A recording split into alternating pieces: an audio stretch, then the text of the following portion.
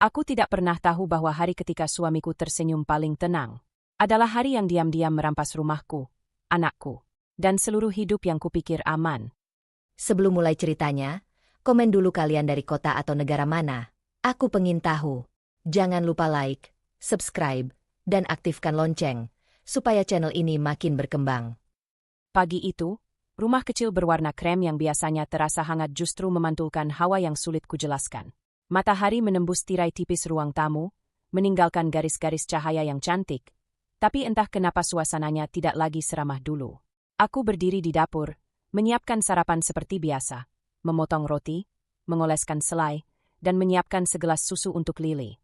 Rutinitas yang dulu membuatku merasa tenang kini justru terasa seperti langkah yang harus kulakukan dengan sangat hati-hati. Seolah setiap gerakan harus sesuai pola yang tidak pernah benar-benar ku ketahui. Roti panggangnya jangan terlalu gosong, Lastri. Suara imam terdengar dari meja makan. Nada yang datar tapi mengandung penilaian. Ia bahkan tidak sedang melihatku, hanya menatap layar ponselnya. Aku menahan napas sejenak, lalu mengangguk meski ia tidak menatapku. Iya, aku periksa lagi.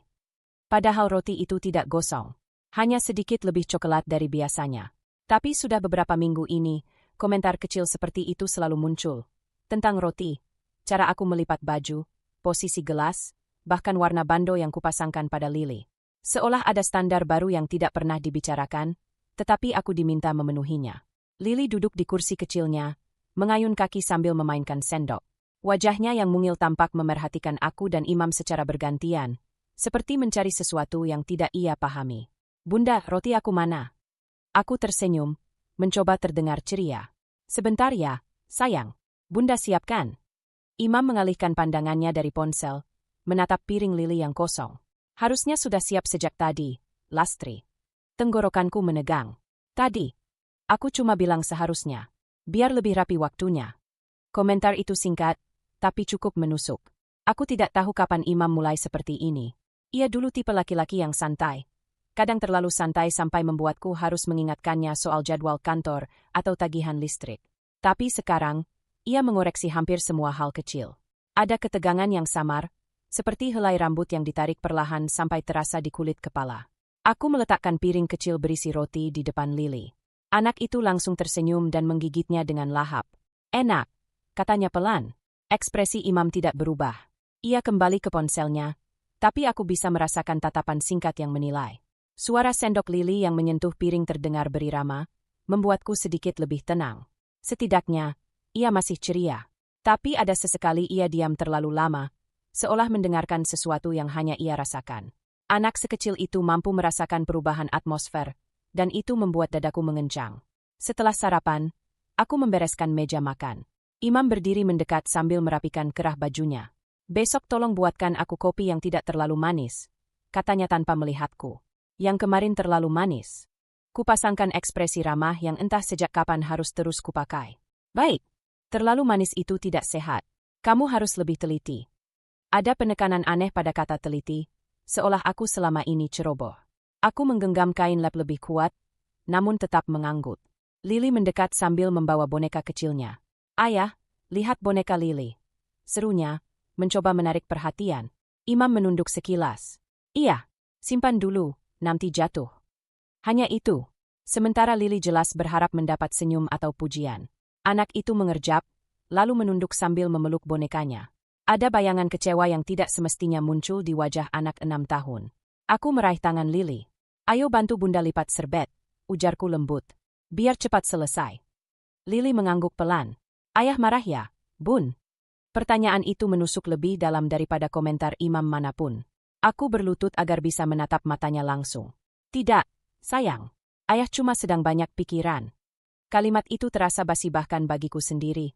Tapi aku tidak tahu apa yang harus kukatakan. Lily mengangguk, tapi sorot matanya menunjukkan ia tidak benar-benar percaya. Saat imam berangkat kerja, ia menutup pintu agak keras. Tidak mengucapkan salam, tidak menatapku.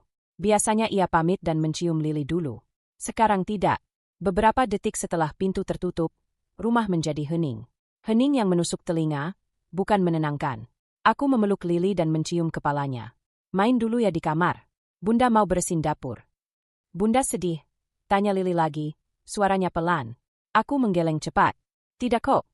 Tapi setelah ia pergi, tangan yang kugunakan untuk memegang meja bergetar. Aku mencoba menarik napas panjang, mencoba menenangkan diri, mencoba menolak pikiran bahwa ada sesuatu yang berubah secara perlahan namun jelas. Selama beberapa bulan terakhir, Imam menjadi semakin berbeda. Aturannya bertambah banyak, komentarnya semakin tegas, dan ia semakin jarang memuji Lily. Tidak ada bentakan atau kekerasan, tidak ada peristiwa besar yang bisa kusebut sebagai penyebab. Namun justru itulah yang membuat semuanya terasa membingungkan. Perubahan kecil yang terus menumpuk seperti retakan tipis pada kaca, diam-diam, tidak mencolok, tapi suatu saat bisa pecah. Aku duduk di sofa, memandangi ruang tamu yang tampak rapi. Terlalu rapi, mungkin. Kursi, meja, vas bunga, semuanya berada di posisi yang Imam inginkan. Bahkan karpet pun harus menghadap arah tertentu. Aku mulai bertanya-tanya apakah semua ini normal. Apakah rumah tangga harus terasa seperti berjalan di atas lantai licin? Aku memijat pelipis, mencoba mengusir pusing halus. Tapi ketegangan di dada sulit hilang. Ada bagian dari diriku yang ingin percaya bahwa semuanya hanya fase, bahwa Imam akan kembali seperti dulu. Namun ada bagian lain yang lebih jujur, berbisik bahwa mungkin retakan kecil ini bukan lagi sekadar retakan. Mungkin ini awal dari sesuatu yang lebih besar. Aku bersandar, menutup mata sebentar. Yang tertinggal hanyalah rasa tidak nyaman yang terus mengendap, seperti serpihan kaca halus yang belum benar-benar menusuk, tapi sudah menakutkan hanya dengan menyentuh kulit. Dan untuk pertama kalinya, aku benar-benar merasakannya. Ada sesuatu yang longgar, yang tidak lagi pada tempatnya. Di dalam rumah ini, dan di dalam hatiku sendiri. Sudah beberapa hari ini atmosfer rumah terasa kencang seperti benang yang ditarik terlalu kuat. Sesekali aku masih teringat bagaimana Imam mengomentari hal-hal sepele. Nada suaranya yang datar namun mengandung penilaian itu masih melekat di telinga. Aku mencoba mengabaikannya, mencoba mengembalikan rutinitas agar semuanya tampak normal. Tapi tubuhku sendiri tahu bahwa ada sesuatu yang sedang bergerak ke arah yang tidak kukendaki. Sore itu, aku sedang melipat pakaian di ruang keluarga ketika Imam pulang kerja. Suara pintu yang tertutup terdengar sedikit lebih keras dari biasanya. Aku berhenti sejenak, menunggu suaranya. Biasanya ia akan memanggil Lily, menanyakan sudah makan atau belum. Namun kali ini, ia hanya berjalan melewatiku tanpa sepatah kata pun, lalu meletakkan tas kerjanya di meja. Aku menelan ludah. Mau ku buatkan teh? Tidak usah, jawabnya cepat, tanpa menoleh. Aku mencoba tetap tenang. Kamu kelihatan lelah. Mungkin.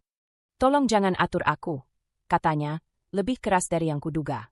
Kata-kata itu menghentikan gerakan tanganku. Aku menatapnya, berusaha mencari konteks yang mungkin salah kupahami. Aku tidak mengatur. Aku cuma. Setiap pulang, kamu selalu mengomentari aku capek atau tidak. Potongnya. Aku sudah tahu kondisiku. Nada suaranya menusuk, tapi yang lebih menyakitkan adalah wajahnya yang benar-benar dingin. Imam tidak pernah berbicara seperti ini beberapa bulan lalu. Ia dulu mudah tersenyum, meski lelah. Sekarang, ekspresinya seperti tembok yang tak bisa kutembus. Aku menarik napas pelan.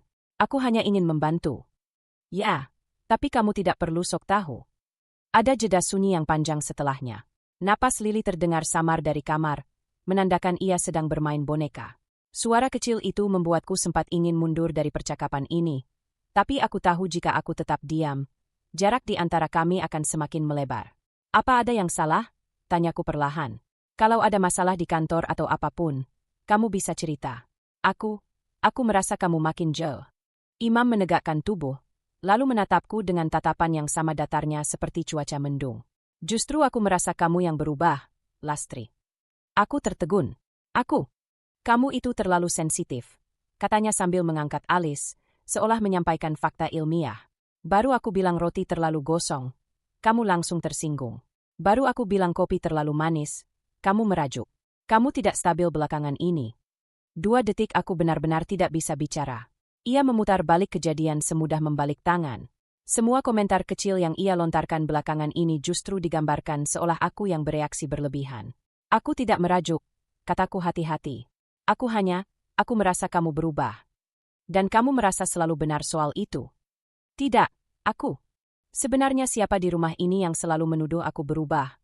Katanya, suaranya terangkat 1 oktav.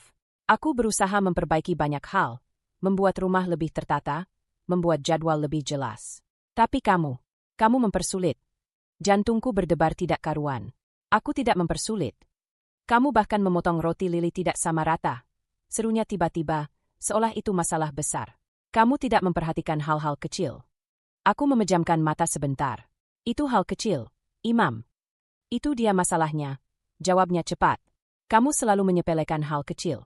Lalu kenapa kamu heran kalau aku jadi harus memperhatikan semuanya sendiri? Nada suaranya yang keras membuat Lili keluar dari kamar. Anak itu berdiri di ambang pintu, memeluk bonekanya erat-erat, matanya besar dan gelisah. Ayah, Bunda kenapa? Tanyanya pelan. Imam menoleh ke arah Lili, lalu menarik napas panjang seolah menahan emosi. Tidak apa-apa, Bunda cuma lagi sensitif. Kata sensitif itu bagai tamparan. Pernyataan itu bukan hanya meremehkanku, tapi juga memberi kesan pada Lili bahwa aku penyebab masalah ini. Aku merasakan dada sesak, tapi tidak ingin bertengkar di depan anak kami. Imam, bisikku, tolong jangan bicara begitu di depan Lili. Lalu bagaimana? Kamu sendiri yang mulai ini. Aku cuma bertanya apa kamu sedang. Kamu tidak pernah puas, Lastri. Imam memotong lagi, suaranya meninggi. Aku kerja untuk kalian.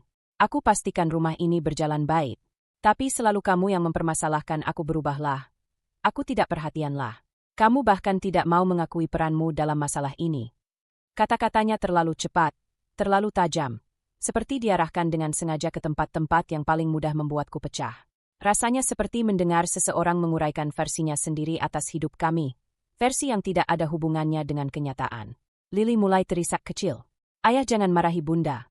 Imam memutar badan menghadap Lili. Ayah tidak marah. Bunda saja yang. Cukup, Imam. Potongku. Suaraku bergetar. Jangan salahkan aku di depan anak kita. Ia menatapku lama, seolah sedang mempertimbangkan sesuatu. Lalu ia mendecak pelan. Kalau kamu tidak mau disalahkan, jangan bertingkah seolah kamu tidak pernah salah. Ada dingin yang menjalar dari tengkuk sampai ujung jari tanganku. Aku berdiri memeluk Lili, yang kini tubuhnya gemetar kecil. Imam membuang pandangan, lalu berjalan ke kamar tanpa menoleh lagi. Pintu kamar tertutup dengan suara berat yang menggema ke seluruh ruang tamu. Aku mengusap punggung Lili, mencoba menenangkannya meski tubuhku sendiri masih menggigil. Tidak ada pukulan, tidak ada bentakan yang brutal, tapi ada sesuatu dalam kata-kata Imam yang membuatku merasa seperti tenggelam perlahan. Bukan tenggelam secara dramatis, tapi seperti berdiri di air yang terus naik setengah sentimeter setiap hari. Diam-diam, sampai tiba-tiba aku tidak bisa bernapas. Lili menatapku dengan mata penuh kebingungan. Bunda, ayah jahat ya? Aku menggenggam wajahnya lembut, memaksa senyum yang tidak terasa. Tidak, sayang. Ayah hanya capek. Kalimat itu terasa hampa, namun aku tidak sanggup memberikan jawaban lain. Setelah menidurkan Lili di kamar, aku kembali duduk di ruang keluarga.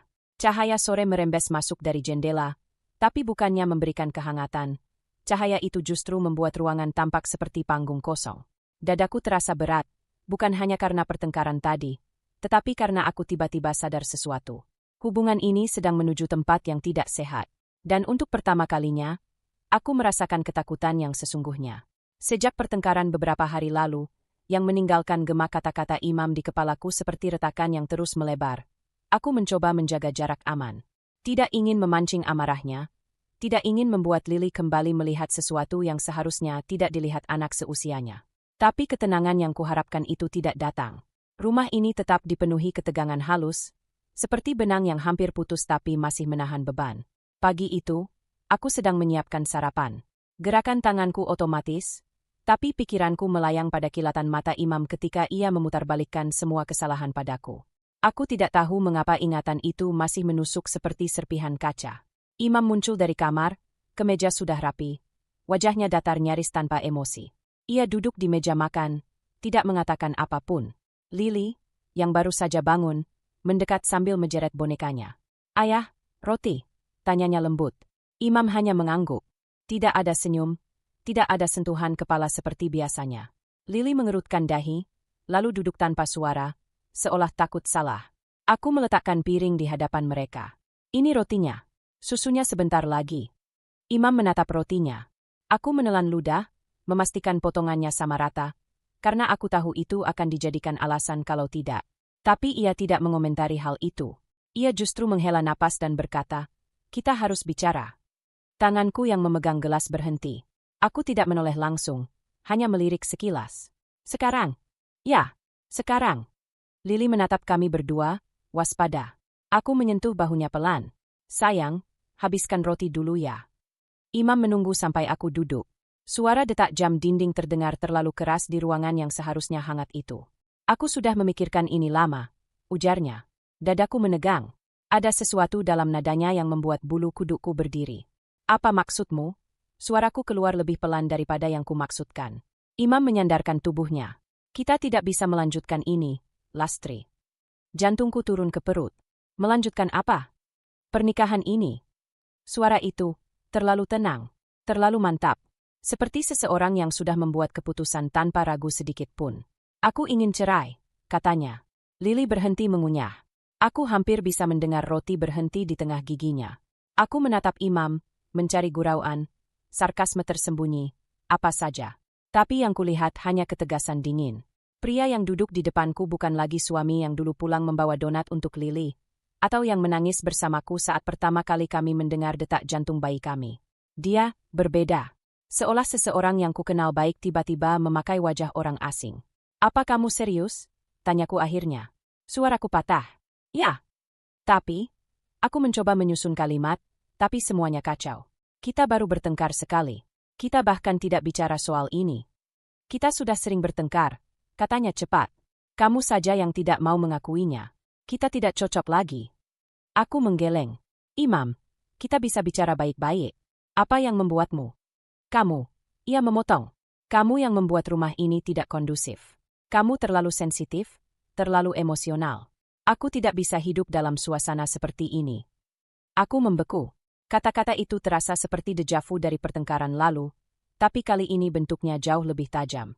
Aku tidak emosional, bisikku. Aku hanya ingin kita. Cukup.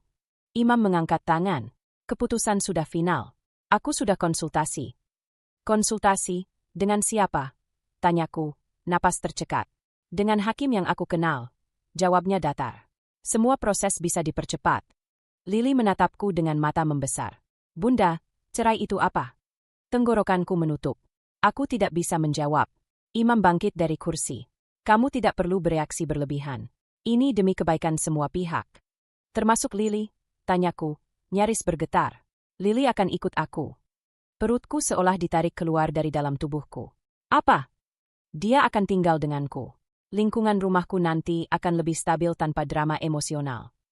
Aku berdiri spontan. Imam, jangan bawa-bawa anak kita. Aku tidak membawanya. Aku melindunginya. Dengan menceraikan ibunya, dengan memisahkan dia dari aku. Suaraku meninggi, tak bisa kutahan lagi. Kalau kamu tenang, ini tidak perlu jadi ribut. Katanya lagi, nada suaranya seolah aku anak kecil yang sedang rewel. Aku hanya menyampaikan keputusan. Lily mulai menangis. Suara kecil itu menusukku lebih dalam daripada kata-kata Imam. Sayang, sini. Panggilku sambil merentangkan tangan. Tapi Lily hanya menatapku dan ayahnya bergantian. Lalu mengatakan hal yang paling menghancurkan hatiku pagi itu. Aku ikut siapa, Bun? Aku tidak bisa bernapas. Dunia tiba-tiba terlalu sempit. Imam meraih tas kerjanya. Aku ke kantor. Kita lanjutkan ini nanti. Pastikan kamu tidak membuat situasi makin buruk. Pintu tertutup. Suaranya menggema dan meninggalkan keheningan yang mengerikan. Aku berlutut, memeluk Lily yang menangis terseduh-seduh di dadaku. Kedua tanganku gemetar. Aku ingin berkata semuanya akan baik-baik saja, tapi lidahku tidak bisa mengucapkan kebohongan itu. Aku belum siap kehilangan rumah. Aku belum siap kehilangan pernikahan. Dan yang paling menakutkan, aku sama sekali belum siap kehilangan anakku. Sejak Imam mengucapkan kata-kata yang mengubah arah hidupku, cerai, hak asuh, keputusan final, kepalaku masih terasa penuh kabut. Setiap kali aku mencoba mengingat nadanya yang dingin ketika mengatakan Lily akan tinggal bersamanya, perutku kembali mual. Dan kini aku berdiri di depan gedung pengadilan, mencoba mengatur napas yang terus memendek. Aku tidak pernah mengira akan menginjakkan kaki di tempat ini. Tidak pernah terpikir untuk memperjuangkan sesuatu yang seharusnya tidak perlu diperjuangkan. Keluargaku sendiri. Gedung itu tampak besar, dinding-dindingnya seperti menatapku balik dengan tatapan asing. Aku memeluk map tipis yang berisi dokumen seadanya, akta nikah, fotokopi kartu identitas, beberapa foto kecil yang kusisipkan, entah akan berguna atau tidak. Semua terasa tidak cukup. Terlalu kosong dibandingkan sesuatu yang ingin kulindungi. Lily kuantar ke sekolah sebelum ke sini.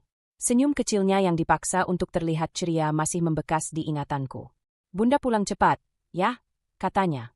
Aku menjawab iya, meski hatiku sendiri tidak yakin. Aku melangkah masuk. Lorong pengadilan itu dingin, bahkan terlalu bersih, seolah menghapus emosi apapun yang dibawa seseorang. Beberapa petugas lewat tanpa menatapku lama. Semuanya tampak sudah hafal rutinitas, tidak ada waktu untuk kebingungan seperti milikku. Aku menuju ruangan tempat sidang awal akan berlangsung. Imam sudah ada di sana. Ia duduk tegap, rapi seperti biasa, seakan ini hanya pertemuan bisnis biasa. Wajahnya tanpa ekspresi. Ketika aku datang, ia hanya mengangguk kecil, bukan sebagai suami, bahkan bukan sebagai seseorang yang peduli. Lebih seperti tersangka yang mengakui kehadiran saksi lain. "Imam," panggilku pelan. "Duduk saja," jawabnya singkat. Aku menelan kekecewaan itu. Jika aku masih mencari sisa kelembutan dari dirinya, itu adalah kesalahanku sendiri. Seorang petugas memanggil kami masuk ke ruang sidang. Ruangan itu sederhana tapi terasa mengintimidasi. Hakim duduk di kursi tinggi, wajahnya keras dan profesional. Tidak ada nama yang perlu kuingat. Dia hanya sebuah otoritas yang menentukan masa depan kami. Imam duduk di kursi sebelah kanan, aku di kiri. Jarak yang tidak jauh, tapi terasa seperti jurang. Sidang perceraian atas nama Imam dan Lastri. Suara hakim membuka. Tegas, cepat, dan tanpa jeda untuk bernapas. Aku meremas ujung rokku. "Pihak pemohon," tanya hakim. Imam mengangkat tangan sedikit. "Saya, Yang Mulia." Hakim mengangguk. "Alasan permohonan?" Imam menjawab seolah sudah menyiapkan naskahnya. Perbedaan yang tidak dapat disatukan. Ketidakstabilan emosional dari istri. Ketidakharmonisan yang berkepanjangan. Aku menoleh cepat. "Itu tidak benar." "Jangan memotong," tegur hakim. Aku mengatupkan mulut. Dadaku terasa panas oleh ketidakadilan. Imam melanjutkan, "Tetap tenang, terlalu tenang. Kami sering berselisih. Saya sudah mencoba bertahan, tapi demi kondisi psikologis anak kami, lingkungan yang lebih stabil diperlukan." Seolah aku ancaman bagi Lily. Seolah aku tidak pernah memeluknya ketika ia sakit, tidak pernah bangun malam saat ia demam, tidak pernah menenangkan mimpi buruknya. Hakim beralih padaku. "Ibu Lastri, tanggapan?" Aku mencoba berkata sejelas mungkin meski suaraku bergetar. "Kami tidak sering bertengkar. Hanya 2 kali besar di akhir-akhir ini. Dan," Imam mengambil keputusan sepihak. "Saya tidak diberi ruang bicara." Hakim menatapku datar. "Apakah benar terjadi ketegangan di rumah?" Aku ragu. Bagaimana menjelaskan retakan halus yang bahkan aku saja tidak mengerti? "Ada, tapi bukan seperti yang ia katakan." Imam tampak tidak terpengaruh. Bahkan ia tidak menatapku, seolah pernyataanku hanya debu di udara.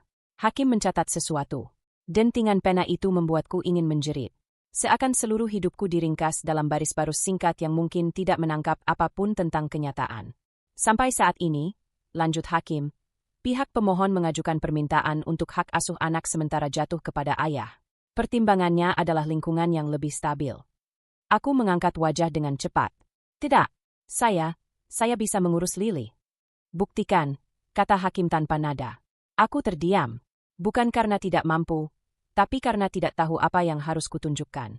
Semua bukti cinta seorang ibu ada dalam tindakan sehari-hari, yang tidak bisa dilampirkan dalam fotokopi atau surat resmi. Imam membuka mapnya. "Yang Mulia, saya membawa beberapa catatan mengenai jadwal kerja istri yang tidak tetap, dan beberapa bukti bahwa saya lebih mampu memberi rutinitas untuk Lily." Jantungku berdebar keras. Aku tidak tahu Imam bahkan mengumpulkan hal-hal seperti itu. Jadwalku memang berubah-ubah karena pekerjaan paruh waktuku. Tapi itu bukan alasan untuk dicabut dari hidup anakku. Hakim menerima berkas itu. Aku hanya bisa menatap, tidak punya apapun untuk melawan. Saat hakim membaca, Imam duduk dengan yakin, memandang lurus ke depan. Seolah ia tahu hasilnya sejak awal. Aku merasa semakin mengecil di kursiku. "Sidang awal ini akan dilanjutkan dengan pemeriksaan berkas lebih jauh," kata hakim akhirnya. "Untuk sementara, hak asuh anak berada pada ayah dengan pengaturan kunjungan bagi ibu." Kalimat itu menghantamku seperti palu godam. Langsung, tanpa jeda, aku mencoba mengucapkan sesuatu, apa saja, tapi tenggorokanku menolak bekerja. Hakim mengetuk palu. Sidang ditutup. Seluruh ruangan bergerak, tapi aku tetap diam. Imam bangkit lebih dulu. Ia tidak menoleh padaku, tidak menawarkan kata penghiburan, tidak menunjukkan kemenangan. Dia hanya berjalan keluar, seolah semua ini hanyalah formalitas kecil dalam rencana besarnya. Aku akhirnya berdiri, tubuhku goyah. Petugas memberi isyarat agar aku meninggalkan ruangan. Aku menunduk sopan, meski dunia terasa berputar. Di luar ruang sidang, aku berhenti, bersandar pada dinding dingin yang menembus kulitku. Napasku patah-patah. Rasanya bukan hanya hukum yang sedang menilasku, tapi juga seseorang yang dulu berjanji akan menjagaku. Aku menatap lantai, mencari kekuatan entah dari mana. Semua terasa tidak masuk akal. Semua berjalan terlalu cepat. Dan aku tidak siap menghadapi dunia yang tiba-tiba berubah bentuk. Namun satu hal semakin jelas. Aku harus mengerti apa yang sebenarnya terjadi. Karena proses ini bukan proses biasa. Aku bisa merasakannya dalam setiap langkah Imam, setiap kata yang ia pilih, setiap bukti yang entah sejak kapan ia kumpulkan. Ada sesuatu yang tidak kupahami. Sesuatu yang lebih besar dari sekadar perceraian. Dan jika aku tidak menemukannya, aku bisa kehilangan segalanya. Sejak sidang awal yang terasa janggal, suara hakim yang terlalu cepat memutuskan, cara Imam menyerahkan berkas seolah semuanya sudah dipersiapkan jauh sebelum aku tahu apa-apa, dadaku terus dihimpit kecemasan yang tidak kunjung mereda. Setiap malam aku memikirkan bagaimana semuanya berjalan mulus bagi Imam dan terlalu kabur bagiku. Tapi hari ini, kabut itu berubah menjadi sesuatu yang lebih mengerikan. Hari putusan. Aku berdiri di depan gedung pengadilan dengan tangan yang membeku, seolah seluruh tubuhku berusaha menolak kenyataan bahwa aku harus masuk ke dalam. Matahari pagi seharusnya membawa rasa hangat, tapi kulitku seperti dilapisi lapisan es. Map kecil berisi dokumen seadanya kembali terasa seperti beban yang memalukan, terlalu tipis untuk melindungi seorang ibu. Di dalam ruang sidang, Imam sudah duduk di kursinya. Rautnya tetap tenang, hampir terlalu tenang, seperti seseorang yang tahu bahwa apapun yang terjadi hari ini, hasilnya tidak akan mengarah padaku. Ia tidak menatapku ketika aku duduk. Bahkan ketika aku menghela napas panjang untuk menstabilkan diri, matanya tetap lurus ke depan. Hakim masuk. Palu diketuk.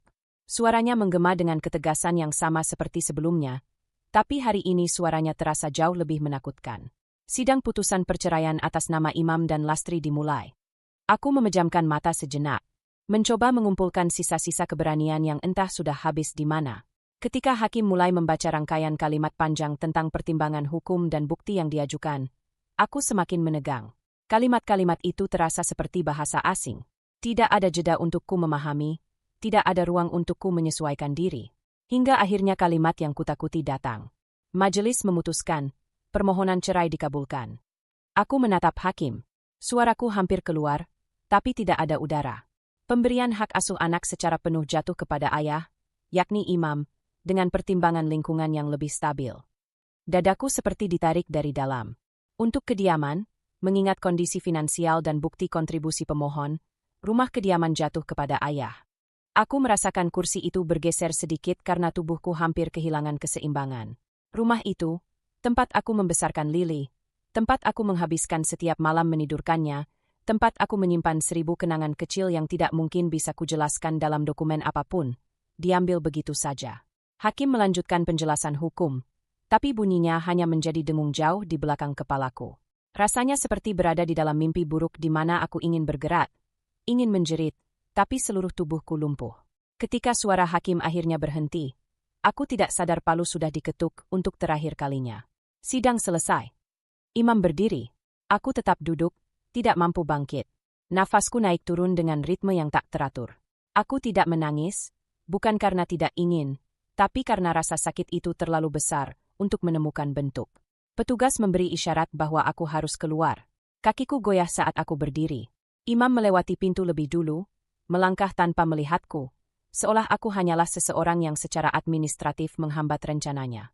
Ketika aku mengikuti dari belakang, pemandangan lorong panjang itu terasa seperti mimpi yang tidak berpijak. Di luar ruang sidang, Imam sudah berdiri menunggu. Bukan aku, tapi Lily. Lily mendekat dengan langkah ragu. Ia memegang boneka kecil yang kuberikan minggu lalu. Bunda, suaranya kecil. Aku berlutut, mencoba tersenyum meski wajahku terasa kaku. Sini, sayang. Lily memelukku erat. Pelukannya lembut, namun juga membuat dadaku terasa seolah diremas dari dalam. Kita pulang, Bun, tanyanya, polos, penuh harap. Aku tidak bisa menjawab. Kata-kata itu seperti belati. Imam akhirnya berbicara. Lily ikut ayah dulu. Lily menoleh ke ayahnya, kemudian kembali memelukku lebih kuat. Aku mau sama Bunda. Aku mengusap rambutnya, mencoba menahan gemetar. Bunda selalu ada buat kamu, sayang.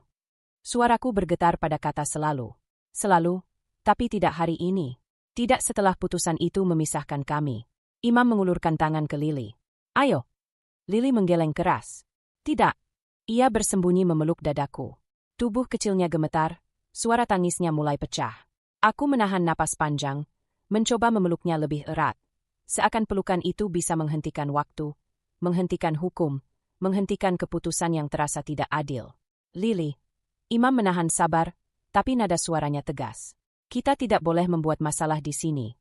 Aku perlahan berdiri dengan Lily masih memelukku. Air mata Lily membasahi bahuku. Rasanya dada ini benar-benar pecah. Imam mendekat, dan secara halus tapi tegas menarik lengan Lily dari tubuhku. Ayah, Lily menangis. Jangan, ayah jangan. Mengambil anak dari pelukan ibunya seharusnya sebuah dosa. Tapi di sini, di bawah nama hukum, itu dianggap tindakan normal. Lily meraihku lagi, tetapi Imam memindahkannya ke gendongannya. Aku ingin merebutnya kembali, ingin mempertanyakan semuanya, ingin melawan. Tapi aku tahu apapun tindakanku hanya akan diputar sebagai alasan bahwa aku tidak stabil. Ayah, mau kemana? Bunda ikut, ya? Suara Lily makin pecah. Aku menggigit bibir sampai terasa asin. Sayang, suaraku hampir hilang. Bunda sayang kamu. Bunda di sini. Bunda nggak pergi. Lily mengulurkan tangannya ke arahku sepanjang Imam membawanya pergi. Tangannya terentang, putus asa, seolah jarak beberapa langkah itu adalah jurang yang menelan seluruh hidup kami. Bunda ah! Jeritan itu menembus udara, memecah seluruh pertahanan yang berusaha ku jaga. Lututku akhirnya menyerah. Aku jatuh berlutut di lantai halaman pengadilan, tak peduli pada tatapan orang-orang. Untuk pertama kalinya dalam hidupku, aku merasa benar-benar kehilangan dunia. Tidak mati, tapi ditinggalkan dalam hidup yang dirampas paksa. Dan di depan mataku, dunia kecilku, Lily, dibawa pergi tanpa aku bisa menariknya kembali. Sejak hari ketika Lily direnggut dari pelukanku dan rumah itu dinyatakan bukan milikku lagi, aku merasa seperti seseorang yang tiba-tiba dicabut dari akarnya. Masih terbayang jelas tangan kecilnya yang terentang ke arahku, jeritannya yang memanggilku berkali-kali. Setiap kali ingatan itu muncul, dada ini kembali mengencang, tapi aku memaksa diriku untuk tetap bergerak. Jika berhenti, aku tahu aku bisa hancur di tempat. Sekarang aku tinggal di sebuah kamar sewa kecil di pinggiran kota, ruangan sempit dengan dinding kusam, jendela satu-satunya menghadap ke gang sempit, dan lantai yang sedikit berderit ketika diinjak.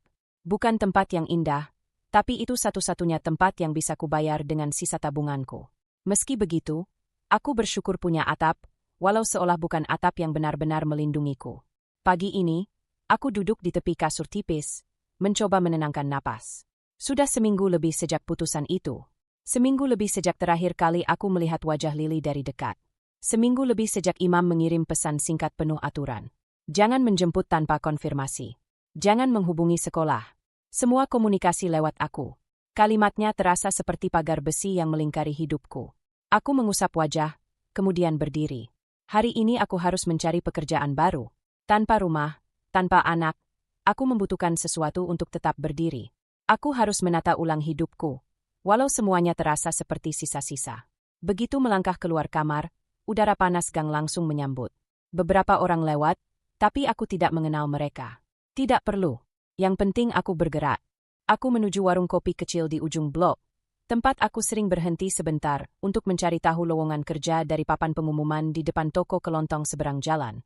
Aku berharap ada pekerjaan apapun yang bisa kupegang sementara. Saat menunggu teh panas, aku mengeluarkan ponsel. Tidak ada pesan dari Imam. Tidak ada kabar dari Lily. Aku menahan diri untuk tidak mengirim pesan dulu, takut Imam akan memakai itu sebagai alasan untuk membatasi akses lagi. Perempuan di warung menatapku sebentar. Baru pindah sini ya? Tanyanya sambil menyodorkan gelas. Aku mengangguk, menerima gelas itu. Iya. Dia tidak bertanya lebih jauh. Hanya tersenyum kecil, sopan, sebelum kembali bekerja. Aku lega karena dia tidak menggali. Aku belum siap mengulang cerita pahitku pada orang asing. Setelah menenggak sedikit teh yang terlalu panas, aku menuju papan pengumuman. Ada beberapa lowongan serabutan, penjaga toko, kasir minimarket, karyawan laundry. Aku mencatat 2 di antaranya. Tidak ideal, tapi aku tidak dalam posisi memilih. Aku berjalan ke salah satu minimarket di dekat jalan utama. Manajernya, pria tua yang menjawab singkat-singkat, melihat CV sederhanaku lalu berkata, "Kami butuh orang yang bisa masuk shift malam juga." "Bisa?" Aku terdiam sebentar. Shift malam berarti aku tidak bisa menjaga pola komunikasiku dengan Imam untuk bertemu Lily. Tapi aku butuh pekerjaan. Aku butuh stabil, agar suatu hari bisa memperjuangkan semuanya kembali. "Bisa?" jawabku akhirnya. "Mulai besok." Aku mengangguk. "Terima kasih." Dia hanya mengangguk singkat, lalu kembali mengetik. Keluar dari minimarket, aku merasakan sedikit beban terangkat. Tidak banyak, tapi cukup untuk memulai. Sore harinya, aku kembali ke kamar. Ruangan itu panas, tapi aku mencoba memfungsikan semuanya. Aku membuka jendela kecil itu untuk memberi udara masuk, lalu mengeluarkan baju-baju dari tas besar yang kubawa dari rumah. Baju yang buru-buru kupilih di hari pengambilan barang, saat Imam mengawasi seperti penjaga penjara. Teleponku berbunyi. Jantungku langsung kecepatan, berharap itu Lily. Ternyata pesan dari Imam. "Lily tidak bisa kamu temui akhir pekan ini. Dia sedang tidak enak badan. Aku akan kirim kabar jika sudah membaik." Aku mengetik cepat. "Aku ingin video call. Hanya sebentar. Aku ingin lihat keadaannya." 3 menit berlalu tanpa jawaban. 5 menit. 10. Akhirnya balasan muncul. "Tidak hari ini. Dia perlu istirahat." Aku menghela napas panjang, menunduk. Air mata menggenang, tapi aku memaksanya tetap tinggal di sana. Jika aku menangis terus, aku tidak akan punya tenaga untuk mencari jalan keluar. Aku mencoba menenangkan diri dengan merapikan kamar. Tapi semakin aku bergerak, semakin aku gelisah. Ada sesuatu tentang pesan Imam yang terdengar aneh. Terlalu teratur. Terlalu cepat menutup akses.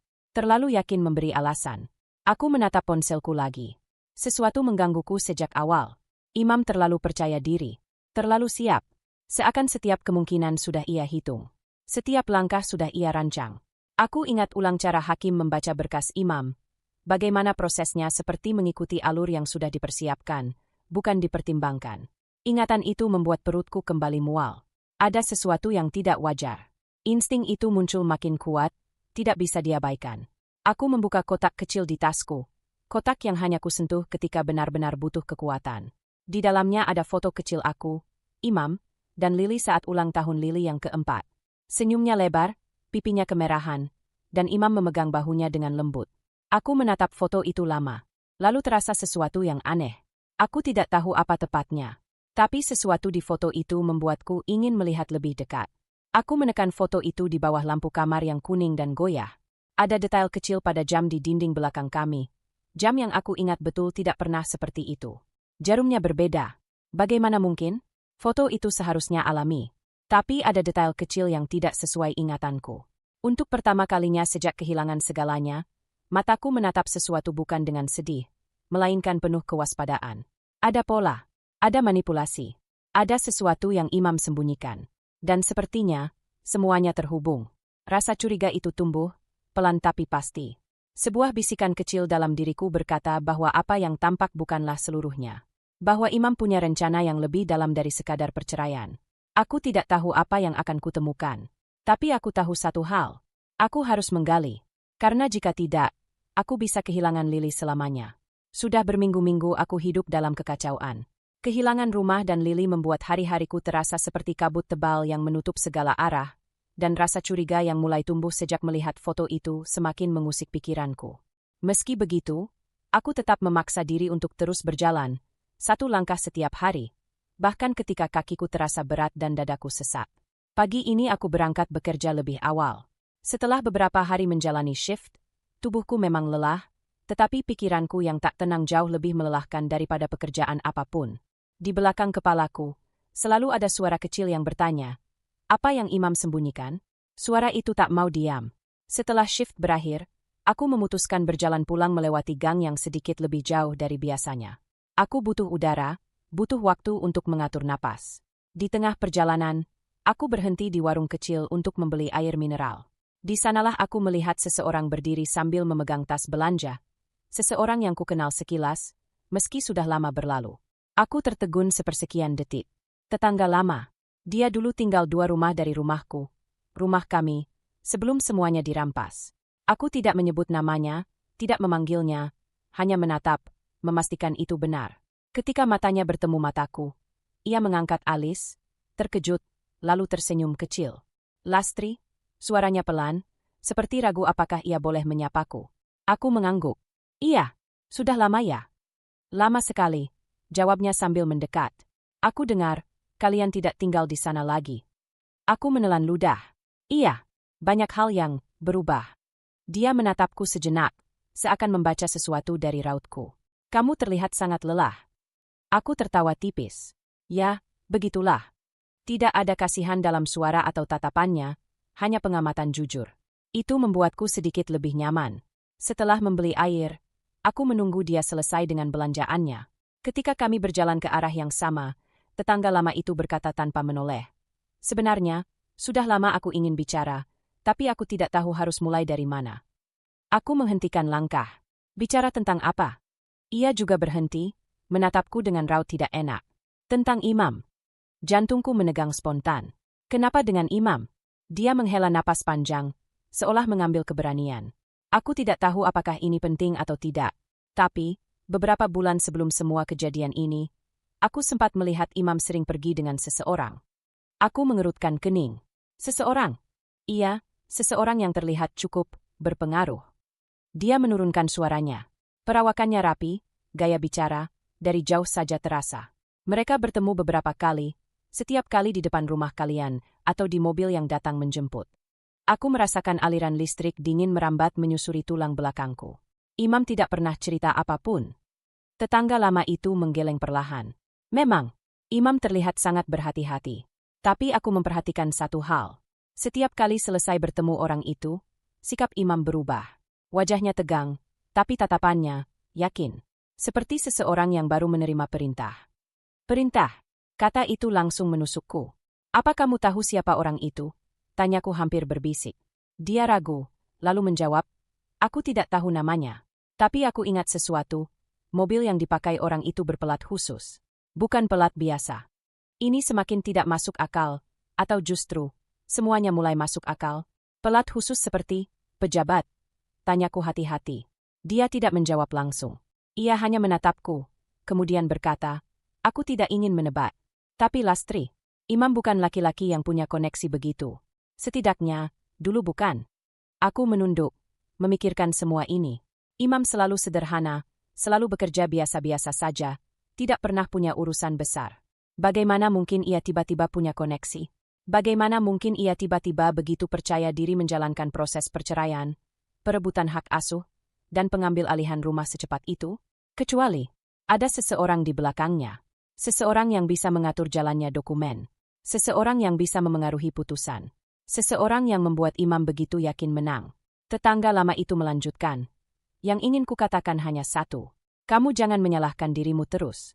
Dari yang kulihat, apa yang terjadi padamu tidak sepenuhnya keputusan Imam sendiri. Kalimat itu membuat dadaku seperti diremas. Apa maksudnya? Tanyaku hampir serak. Kadang, ia menatapku dalam-dalam. Ada orang-orang yang memanfaatkan keadaan. Dan Imam terlihat seperti seseorang yang sedang digiring. Digiring, bukan memimpin. Aku memejamkan mata sejenak. Ada sesuatu yang bergerak di dalam diriku. Bukan rasa sedih, bukan marah, tapi semacam kesadaran yang baru tumbuh. Sebuah titik kecil yang menyala redup di tengah gelap. Mungkin aku salah, katanya buru-buru. Tapi aku merasa kamu harus tahu. Aku tak mau menyesal suatu hari nanti karena diam saja. Aku membuka mata dan menatapnya kembali. Terima kasih. Ini berarti banyak. Kami berjalan beberapa langkah sebelum berpisah di ujung gang. Ia melambaikan tangan kecil dan berkata, hati-hati ya, Lastri. Jangan menyerah. Tidak, jawabku perlahan. Tidak lagi. Ketika aku melanjutkan langkahku, udara terasa berbeda. Masih berat, masih pekat, masih penuh luka, tapi ada sesuatu yang berubah. Untuk pertama kalinya sejak semuanya hancur, aku merasa tidak sepenuhnya sendirian. Dan yang lebih penting, ada sesuatu yang bisa kucari.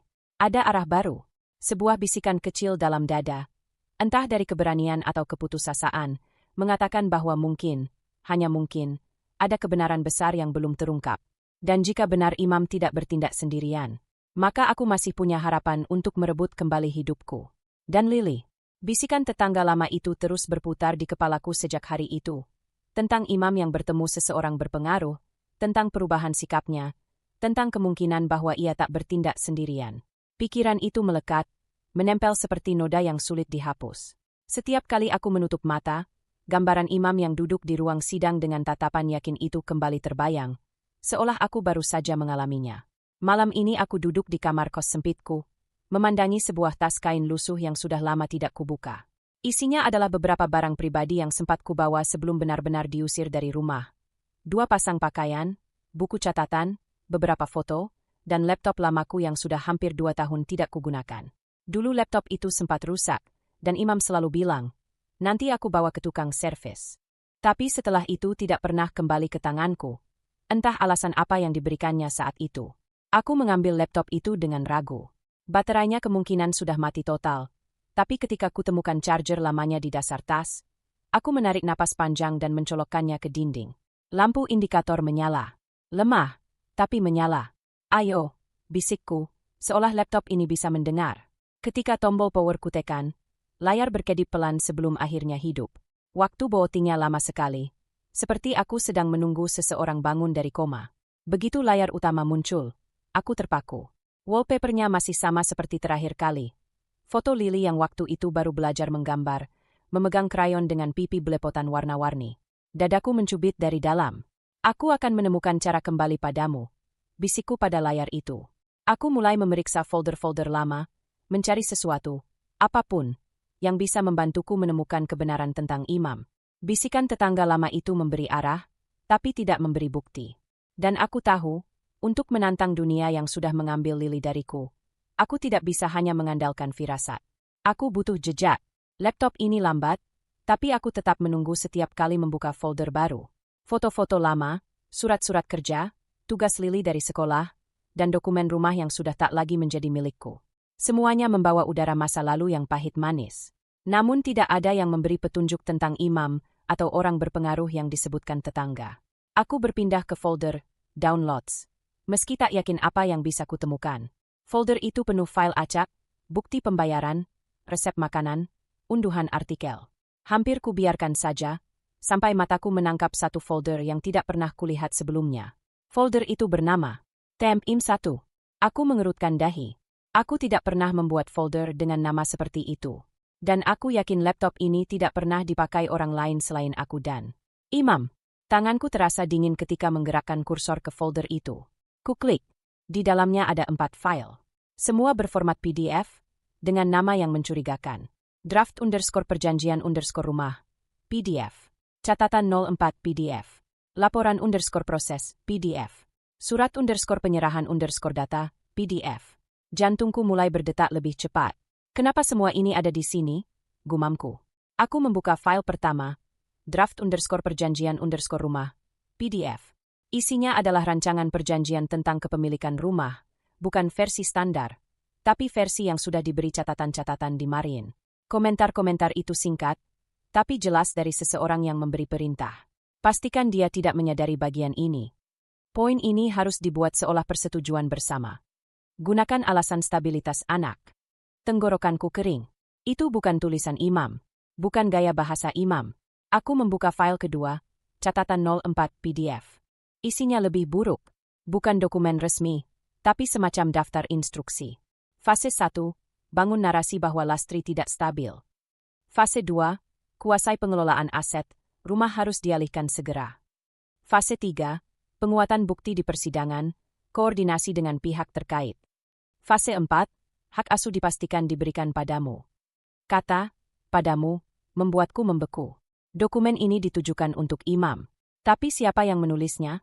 Tanganku gemetar saat membuka file ketiga, laporan_proses PDF. File itu tidak lengkap, seolah hanya bagian tengah dari laporan yang lebih besar. Tapi cukup untuk membuat tubuhku terasa dingin dari kepala hingga kaki. Ada kalimat, klien menunjukkan kepatuhan penuh selama 4 pertemuan terakhir. Proses pengalihan berjalan sesuai rencana. Perlu dipastikan tidak ada kontak dengan pihak luar yang mengenal kebiasaan pasangan. Klien, 4 pertemuan. Pengalihan. Ini seperti catatan konsultan, atau lebih tepatnya, operator yang menjalankan skema tertentu. Dan, klien, itu tidak mungkin selain Imam. Aku menatap layar itu selama beberapa detik, sulit bernapas. Di luar kamar, Suara televisi kamar sebelah terdengar samar. Suara dunia yang berjalan seperti biasa. Tak menyadari hidup seseorang sedang runtuh. Tinggal satu file lagi. Surat_penyerahan_data, PDF. Aku membuka dengan tangan yang hampir kehilangan tenaga. File itu berisi tabel sederhana, daftar nama berkas, tanggal, dan keterangan. Tapi di bawahnya ada satu baris tulisan. Semua data tambahan telah diserahkan kepada pihak yang meminta, sesuai kesepakatan awal antara Tuan Imam dan pihak X. Pihak X. Tidak disebutkan siapa.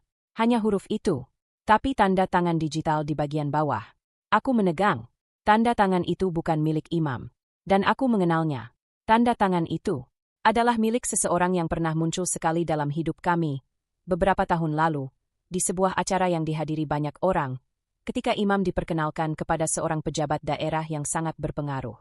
Aku menatap tanda tangan itu seolah melihat hantu. Nama di bawahnya tertulis jelas.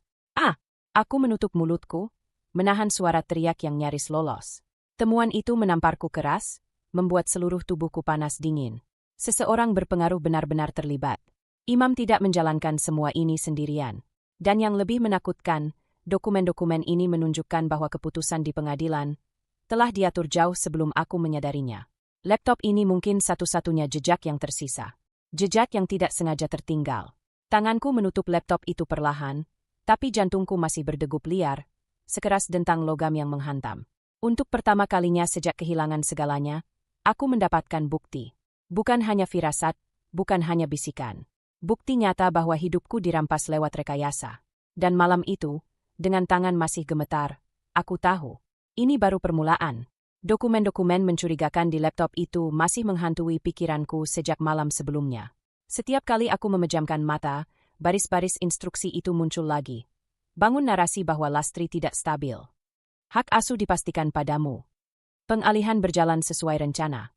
Barisan kata-kata itu berputar tanpa henti. Menusuk, memotong, menghancurkan. Dan tanda tangan orang itu. Seseorang yang pernah kulihat sekali dalam hidup. Seseorang yang punya kekuasaan. Masih terasa panas di ingatanku. Malam tadi aku nyaris tidak tidur. Tubuhku terbaring, tapi pikiranku berlari, berkali-kali menabrak tembok yang sama. Ada rasa takut, marah, bingung, semuanya bertabrakan dan membuat dadaku seperti diikat semakin kencang. Namun di balik semua itu, ada satu hal yang mulai tumbuh. Tekad kecil, masih rapuh, tapi nyata. Pagi ini kosku terasa terlalu sunyi, seakan ruangan itu menunggu sesuatu.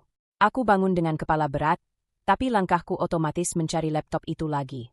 Aku duduk, menatap layar gelap yang memantulkan wajahku sendiri. Lelah, tapi hidup.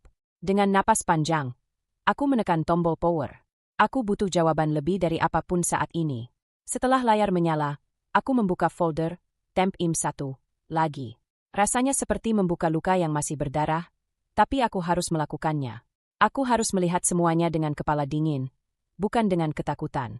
Aku butuh kepastian, bukan sekadar dugaan. File-file itu sudah kubaca, tapi ada satu hal yang semalam belum sempat kutelusuri. Metadata file. Sesuatu yang biasanya tidak diperhatikan orang biasa. Tapi laptop ini menyimpan sejarah kecil di balik setiap dokumen. Aku membuka file catatan 04, PDF lagi, lalu klik kanan, membuka detail. Tanggal pembuatan file. 3 bulan sebelum Imam meminta cerai. Tanggal terakhir diubah, seminggu sebelum sidang pertama. Aku tertegun. Itu jauh sebelum ia bahkan menyebut kata cerai padaku. Jadi, semua ini sudah direncanakan.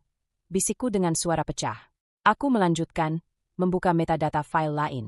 Draft_perjanjian_rumah. PDF, dibuat 4 bulan sebelum gugatan cerai. Laporan_proses, PDF, diubah terakhir kali 2 hari sebelum aku benar-benar menerima panggilan sidang. Surat_penyerahan_data. PDF, tanggalnya tepat sehari sebelum Imam membawa Lili keluar rumah untuk pertama kalinya dan pulang dengan wajah dingin itu. Tanganku menutup mulut. Aku merasakan tubuhku mulai gemetar. Ada pola, ada jadwal, ada kronologi. Ini bukan keputusan mendadak oleh suamiku. Ini bukan perubahan hati. Ini adalah operasi terpola. Perlahan, aku kembali membuka file surat_penyerahan_data, PDF. Tanda tangan itu menatapku seperti luka yang terus melebar. Aku memperbesar tanda tangan digital itu, memperhatikan huruf awal nama yang tercetak jelas. Aku masih mengingat bagaimana Imam begitu gugup ketika pertama kali bertemu orang itu beberapa tahun lalu. Ia pulang dengan tangan dingin, berkali-kali menyeka keringat, lalu menghampiriku sambil berkata, "Dia orang besar, Lastri. Bisa membuka banyak pintu." Saat itu aku hanya mengangguk, mengira itu pertemuan biasa. Tapi sekarang semua terasa seperti teka-teki yang mulai menunjukkan gambarnya. Gambar buruk. Aku membuka folder lain, mencari apapun yang mungkin terhubung. Sebagian besar file lama, tapi di antara unduhan tidak penting, aku menemukan satu file Word dengan nama yang tidak masuk akal. IMG 2022 edit, doc. Kuklik. Saat file terbuka, napasku membeku, bukan karena isi dokumen itu berupa tulisan, tapi karena di dalamnya terdapat foto yang pernah kulihat dulu. Foto ruang tamu kami. Foto itu jelas-jelas diambil dari sudut ruangan, dengan kamera ponsel. Foto itu menampilkan aku dan Lily sedang bermain puzzle di lantai. Imam tidak ada di sana. Aku ingat hari itu, hari biasa, hari tanpa badai, hari yang tidak menunjukkan tanda apapun. Tapi ada sesuatu yang mengganggu di bagian bawah foto. Tanda merah berbentuk lingkaran, mengelilingi gelas di meja. Apa pentingnya gelas itu? Aku memperbesar gambar. Di meja itu memang ada gelas teh yang kupakai sore itu. Tapi lingkaran merahnya bukan sekadar penanda. Tepat di samping gelas itu ada tulisan kecil. Bukti pendukung. Depresi konsumsi obat tanpa resep. Kepalaku langsung sakit seketika. Mereka, suaraku tercekat. Mereka menggunakannya untuk apa? Gelas itu hanya berisi teh jahe. Hanya teh. Tapi di foto itu, mereka menciptakan narasi lain. Seolah aku meminum obat terlarang. Seolah aku tidak stabil. Seolah aku membahayakan Lily. Mereka mengubah bukti. Mereka membangun cerita palsu. Mereka memutarbalikkan hidupku. Aku berdiri dari kursi, tidak kuat melihat layar itu. Aku menekan kedua tangan di meja untuk menahan gemetar yang semakin menjadi. Pikiranku berputar cepat, tentang sidang yang aneh, tentang putusan yang tidak masuk akal, tentang tatapan imam yang seolah sudah tahu hasil akhirnya. Semua ini bukan ketidaksengajaan, bukan keberuntungan buruk. Ini rekayasa. Rekayasa terencana. Aku harus duduk lagi karena lututku melemah. Tapi ketika pandanganku turun ke laptop, rasa takut perlahan berubah menjadi sesuatu yang lain. Panas, keras, terarah, marah. Marah yang sudah menunggu lama di dalam dada, kini menemukan bentuknya. Aku menatap layar itu lama, membiarkan semua data, semua bukti, semua pengkhianatan itu meresap ke dalam tulang dan darahku. Aku tahu apa artinya ini. Aku tahu apa yang harus kulakukan. Aku menghapus air mata dengan punggung tangan, lalu membisik pelan, tapi tegas. Aku tidak akan diam lagi. Keputusanku jelas. Aku akan melawan, apapun risikonya. Aku akan mencari jalan, meski harus merangkak. Aku akan membuka semuanya, meski harus menghadapi imam dan orang yang berdiri di belakangnya. Dan untuk Lily, untuk anakku, aku akan menuntut kembali hidup yang dirampas dariku.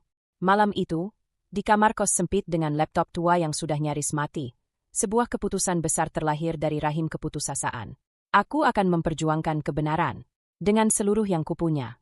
Sejak menemukan bukti rekayasa di laptop lamaku, foto-foto yang dimanipulasi, catatan instruksi, hingga tanda tangan orang berpengaruh itu, hatiku tak pernah lagi merasakan tenang walau sesaat.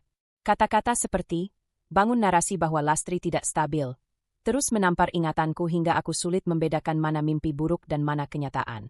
Namun malam ketika aku memutuskan untuk melawan, sesuatu dalam diriku berubah arah. Ketakutan tidak hilang, tetapi tekad perlahan tumbuh di bawahnya, seperti akar kecil yang memaksa diri menembus batu. Pagi ini tubuhku terasa ringan dan berat sekaligus. Ringan karena aku akhirnya punya arah. Berat karena aku tahu langkah pertama yang akan kuambil bisa membuka pintu ke masalah besar yang tak pernah kubayangkan sebelumnya. Orang yang terlibat dalam rekayasa itu bukan orang sembarangan. Dan Imam, entah bagaimana ia bisa terseret begitu jauh. Aku menatap layar laptop yang sudah kukunci kembali. Bukti-bukti itu ada di sana, tersimpan rapat dalam folder yang kini kuberi kata sandi baru. Namun menyimpannya saja tidak cukup. Jika aku ingin memperjuangkan Lily dan membersihkan nama baikku, aku butuh seseorang yang paham hukum. Seseorang yang bisa membaca celah dan menemukan arah yang benar. Aku menarik napas panjang. Aku harus mencari pengacara baru. Keputusan itu saja sudah membuat telapak tanganku dingin. Pengalaman pertamaku dengan pengacara, yang kurasa begitu pasif dan bahkan seolah tidak peduli, membuatku sulit percaya lagi pada siapapun. Tapi tidak ada pilihan lain. Aku harus mulai dari sesuatu, dari seseorang. Minimal dari seseorang yang tidak mengenal imam atau lingkaran yang mengawalnya. Aku membuka ponsel lamaku. Layar retaknya membentuk pola seperti petir kecil. Aku mencari nomor layanan bantuan hukum yang dulu pernah kudengar, layanan yang sering membantu perempuan dalam kasus perdata yang rumit. Aku tak tahu apakah mereka bisa membantuku, tapi itu lebih baik daripada diam dan menggigit ketakutan sendiri. Setelah beberapa menit menunggu sambungan, suara perempuan dari seberang menjawab. Lembut, formal, tapi menjaga jarak. Saya ingin konsultasi, kataku, suaraku goyah meski sudah kucoba stabil. Apakah Anda ingin bertemu dengan pengacara kami? Ada jadwal kosong sore ini jika Anda bersedia datang. Aku menutup mata sejenak sebelum menjawab. Sore ini, saya datang. Ketika percakapan selesai, lututku terasa lemas. Bahkan membuat janji saja membuatku berkeringat. Tapi aku tidak menarik kembali kata-kataku. Aku memilih berdiri, memilih bergerak, meski seluruh tubuh berkata sebaliknya. Sore itu, aku tiba di gedung kecil yang menjadi kantor bantuan hukum tersebut. Tidak megah, tidak mencolok, tapi bersih dan fungsional. Dinding putihnya sedikit kusam, dan suara printer dari ruangan dalam terdengar konstan. Ruangan itu tidak memberi rasa nyaman, tapi juga tidak menakutkan. Tepat di tengah-tengah, tempat yang cukup netral untuk membuatku berani bicara. Seorang petugas mengantarku ke ruangan kecil. Tidak ada nama pengacara di pintunya, hanya sebuah label kertas bertuliskan, konsultasi. Saat pintu terbuka, aku melihat seorang pria paruh baya duduk di balik meja. Rautnya netral, tidak ramah berlebihan, tidak pula dingin. Sejenis wajah yang tidak akan kuingat jika bertemu di jalan. Dan entah mengapa, itu justru menenangkan. Ia berdiri sedikit, mengangguk. Silakan duduk. Aku duduk dengan hati-hati. Ada kasus apa yang ingin Anda konsultasikan? Tanyanya tanpa basa-basi. Aku menarik napas dalam-dalam. Ini tentang hak asuh anak dan kemungkinan rekayasa dalam proses persidangan sebelumnya. Alisnya sedikit naik, tapi ia tidak menunjukkan keterkejutan yang dramatis. Tanggapannya datar, profesional.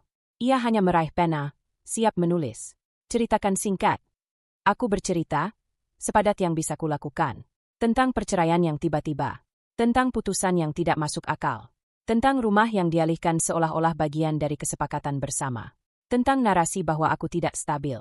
Dan terakhir, tentang dokumen dan foto di laptopku. Aku berhenti sejenak ketika suaraku mulai tercekat. Pengacara itu meletakkan penanya. Boleh saya lihat sebagian bukti itu? Aku ragu. Menyerahkan file berarti membuka pintu kepada orang baru lagi. Tapi jika aku menyembunyikan semuanya, untuk apa aku ke sini? Dengan tangan bergetar, aku mengeluarkan flash disk kecil dari tas. Ini, salinan dari beberapa file. Ia menerimanya tanpa komentar, memasangnya ke laptopnya, dan membuka salah satu file. Tidak ada ekspresi terkejut, tidak ada reaksi berlebihan. Hanya tatapan yang perlahan mengeras. Seperti seseorang yang menyadari ada sesuatu yang jauh lebih gelap daripada dugaan awal. Setelah beberapa menit, ia menutup laptop dan menatapku. Ini serius. Aku menelan ludah. Saya tahu. Ini bukan kasus sederhana. Jika benar ada rekayasa seperti ini, Anda bisa meminta pembukaan kembali perkara.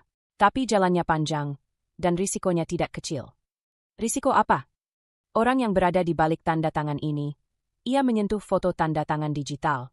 Bukan orang yang mudah disentuh. Anda harus siap menghadapi tekanan. Aku menunduk. Saya sudah kehilangan rumah. Saya sudah kehilangan Lily. Saya tidak punya apa-apa lagi untuk dilucuti.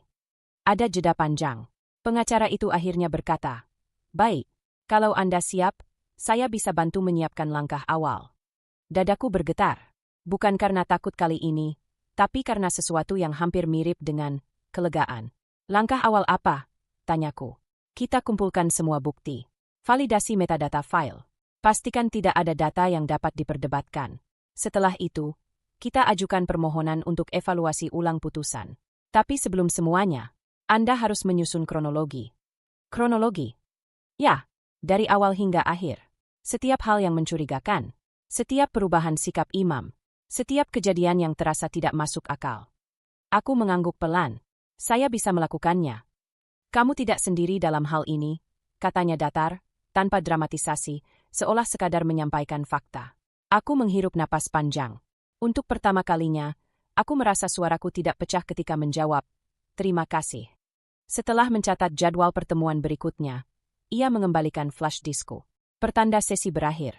Aku berdiri, mengangguk, dan keluar dari ruangan itu dengan langkah pelan tapi mantap. Saat menuruni tangga kantor kecil itu, tanganku mengepal tanpa kusadari. Tidak sepenuhnya takut, tidak sepenuhnya yakin. Di antara keduanya, di tengah ruang kosong yang menakutkan sekaligus meneguhkan, aku melangkah. Dan langkah pertama itu aku ambil sore ini. Mendaftarkan diriku untuk berjuang kembali. Sejak keluar dari kantor bantuan hukum itu, niatku untuk melawan tak lagi sekadar bisikan kecil di sudut hati. Ia berubah menjadi langkah yang nyata. Aku tahu jalannya tidak akan mudah, tapi setelah sekian lama dipaksa diam, rasanya setiap napas yang kuambil kini mengandung keberanian yang dulu tidak kumiliki. Pengacara itu memberiku tugas pertama, menyusun kronologi, mengumpulkan bukti, dan memastikan semuanya jelas tanpa celah.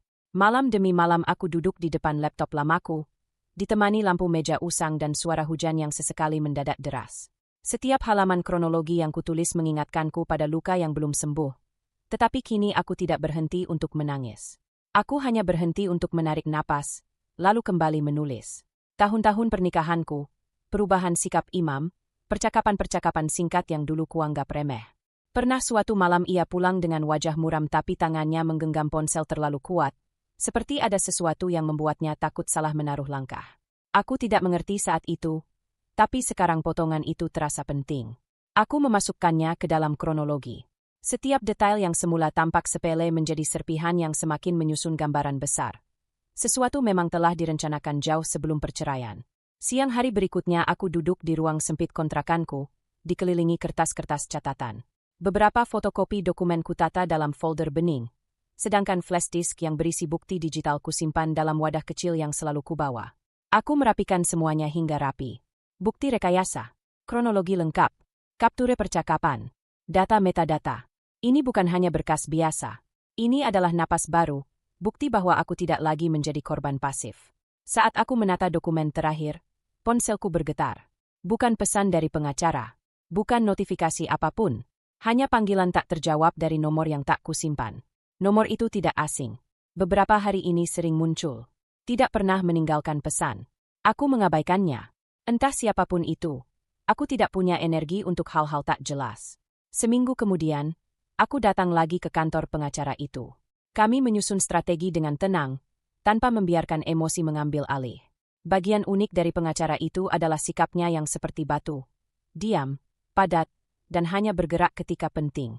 Di meja kayu kecil itu, kami menguraikan langkah-langkah. Menyerahkan permohonan peninjauan ulang berdasarkan bukti baru. Menyusun daftar pertanyaan yang nantinya akan diajukan di sidang. Menyiapkan rekonstruksi alur rekayasa. Mengamankan cadangan bukti di berbagai tempat, offline dan online. Apapun yang kita lakukan, jangan sampai Imam tahu sebelum waktunya, katanya pelan. Kita bergerak dalam diam. Aku mengangguk. Diam sudah lama menjadi rumahku. Kini diam menjadi senjataku. Sepulang dari kantor, aku sengaja berjalan memutar melewati jalan yang lebih sepi. Aku butuh udara segar, meski hanya sedikit. Namun langkahku terhenti ketika melihat sosok yang sangat kukenal berdiri di balik mobil hitam yang terparkir di seberang jalan. Imam. Ia tidak melihatku, tapi gerakannya. Ada sesuatu yang berbeda. Tangan kirinya terus masuk keluar saku celana, seolah gelisah.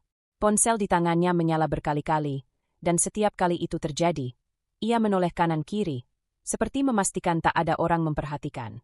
Aku berdiri beberapa meter darinya, tersembunyi di balik dinding kecil sebuah toko. Kutatap dari kejauhan, dan justru dari kejauhan itulah gelagatnya terlihat lebih jelas. Ia membuka pesan, membaca cepat, lalu menutup layar. Ulang lagi, dan lagi. Wajahnya tidak setenang biasanya. Garis rahangnya menegang. Ia bahkan sempat menarik napas dalam-dalam sambil menjepit pangkal hidungnya. Seolah sedang menahan sesuatu. Atau sedang menunggu sesuatu. Entah apa. Aku tidak tahu apakah ia sadar aku sudah mulai bergerak. Tapi tingkah lakunya membuatku yakin. Ia merasakan sesuatu. Entah dari siapa, entah bagaimana, tapi ia tahu ada yang tidak wajar. Aku memeluk dokumen-dokumen di dalam tasku lebih erat. Tidak boleh ada yang berjalan salah. Ketika Imam akhirnya masuk ke mobil dan pergi, aku menunggu beberapa menit sebelum bergerak. Sekalipun ketegangan merayap naik ke tengkukku, aku tetap melangkah pulang tanpa mempercepat langkah. Tidak boleh panik. Tidak saat aku baru memulai. Malam harinya aku menata berkas satu persatu, memastikan semuanya lengkap. Pengacara sudah menjadwalkan sidang pertama untuk permohonan evaluasi ulang. Meski bukan sidang besar, itu adalah langkah awal menuju pertempuran sesungguhnya. Dan aku harus siap. Aku duduk lama menatap folder berwarna biru itu, yang kini terasa jauh lebih berat daripada isinya. Di dalamnya ada hal-hal yang bisa membuat hidup seseorang berubah. Termasuk hidupku. Termasuk hidup Imam. Ponselku kembali bergetar. Nomor yang sama. Nomor tak dikenal itu. Untuk sesaat, aku ingin mengabaikannya lagi. Tapi malam ini berbeda.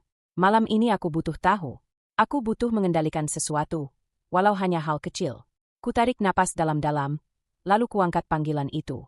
Halo? Suaraku pelan. Tidak ada jawaban. Hanya napas. Lembut, tapi jelas. Seolah seseorang sedang memastikan aku memang yang mengangkatnya. Aku menegang. Tanganku bergetar di atas meja. Siapa? Tanyaku lebih tegas. Masih tidak ada jawaban. Hanya satu tarikan napas lagi.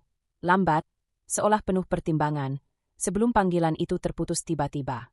Aku menatap layar ponselku lama. Detik itu juga, aku sadar. Seseorang sedang memperhatikan. Dan menjelang sidang pertama, ketegangan yang kurasakan bukan lagi rasa gugup. Tapi firasat bahwa permainan ini baru saja dimulai. Semua persiapan yang kulakukan selama berminggu-minggu, menyusun berkas, menata bukti, dan memastikan setiap detail tak berlubang, akhirnya terwujud pagi itu. Aku berjalan memasuki gedung pengadilan dengan langkah terukur, membawa folder biru yang nyaris tak pernah lepas dari genggaman sejak pertama kali memutuskan melawan. Rasanya jantungku berpacu lebih cepat dibanding hari-hari sebelumnya, seolah tubuhku mengingat bahwa inilah hari yang kukumpulkan keberanian untuknya. Di ruang tunggu yang dingin, aku duduk sambil menatap pintu ruang persidangan. Kata-kata pengacara kemarin malam terngiang. Hari ini kita hanya perlu menyampaikan bukti baru secara runtut.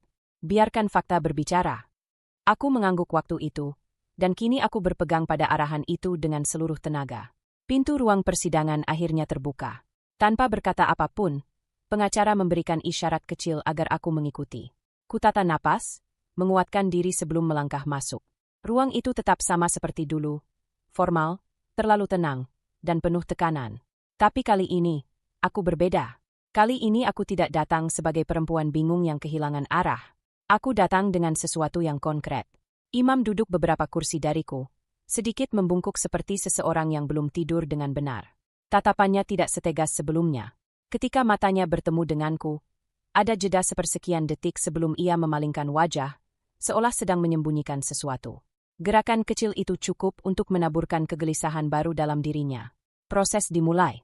Suara hakim terdengar datar, serius, dan langsung meminta pihak pengaju, aku, untuk menyampaikan bukti tambahan. Pengacara berdiri, bergerak dengan tenang. Yang Mulia, kami mengajukan permohonan evaluasi ulang berdasarkan temuan dokumen digital dan fisik yang menunjukkan potensi rekayasa administrasi dalam putusan sebelumnya. Kata, rekayasa, membuat Imam menegang. Bahunya terangkat sedikit, lalu turun perlahan. Aku melihatnya. Folder biru itu kupegang lebih erat. Pengacara mulai memaparkan struktur bukti. Pertama, dokumen digital. Kedua, metadata. Ketiga, salinan surat yang tidak sesuai dengan arsip aslinya. Keempat, kronologi rinci perubahan yang dilakukan Imam tanpa persetujuanku. Setiap bagian disampaikan runtut, tanpa dramatisasi. Setiap lembar yang ditunjukkan terasa seperti kilatan lampu yang menyilaukan kebenaran yang selama ini kutakuti. Ketika metadata ditampilkan, menunjukkan tanggal penyuntingan yang dilakukan beberapa hari sebelum Imam mengajukan gugatan cerai, hakim tampak mencondongkan tubuh sedikit. Tidak banyak, hanya gerakan kecil, tapi cukup membuatku merasakan udara berubah. Imam menyilangkan tangan, tapi kemudian membukanya lagi cepat-cepat, seperti bingung harus berbuat apa. Jari-jarinya mengetuk meja, ritme tidak teratur, memperlihatkan kegelisahan yang tak bisa ia sembunyikan. Pengacara melanjutkan dengan rekam jejak email yang ditemukan di laptop lamaku. Email yang jelas menunjukkan ada pihak yang memberikan arahan kepada Imam untuk memanipulasi dokumen tertentu. Nama pihak itu tidak disebutkan, hanya identitas samar yang tak kami ungkap karena belum ada cukup bukti langsung. Namun relasi antara pesan itu dan perubahan dokumen sangat jelas. Genggaman Imam pada pulpen tiba-tiba mengeras. Pulpen itu jatuh ke lantai, berputar kecil sebelum berhenti. Ia membungkuk mengambilnya, tapi gerakannya tergesa, hampir kikuk. Aku menatap tanpa mengalihkan pandangan. Untuk pertama kalinya, aku tidak takut melihatnya. Ketika giliran Imam untuk memberikan tanggapan, suaranya tidak setenang biasanya. Sedikit bergetar, sedikit reaktif. Saya Saya tidak tahu apa yang dimaksud. Dokumen-dokumen itu tidak relevan. Itu hanya kesalahpahaman teknis.